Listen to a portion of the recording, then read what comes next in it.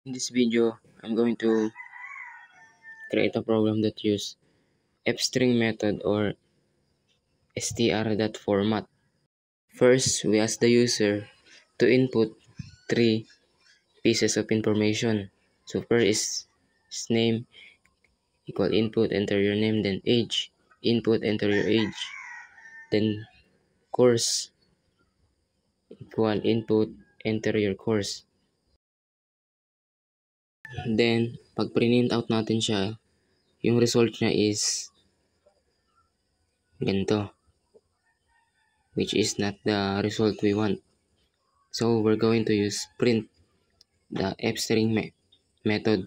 So instead na ganun yung result niya, ang gagawin natin is gawa tayo ng sentence, and inside that sentence merong placeholders. As you can see, inside the curly braces nandun yung tatlong variables natin, which is the name, age, and course. So pag print out natin, mas maganda yung result niya. So enter your name, and then as you can see, yung result is kinumbay niya lahat.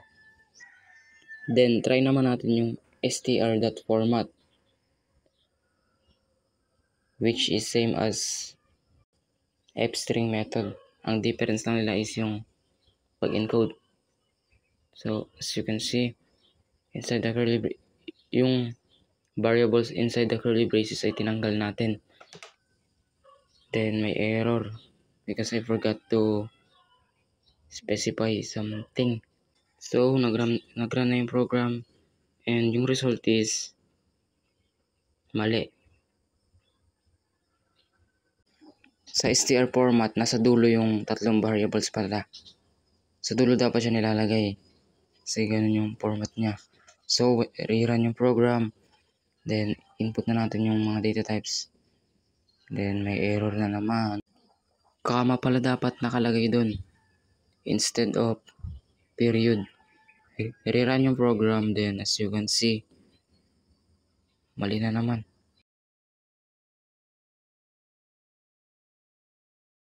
So, here, nag-autocorrect siya.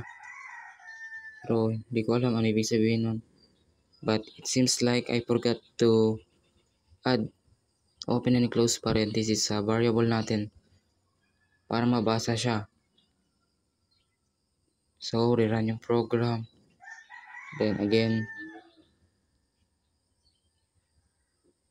as you can see, nag-run na yung program natin, which is same ng result, pero iba yung pagkaka-encode nila. So, yung curly brace sa program na ito is nag-act as placeholders para sa variable natin.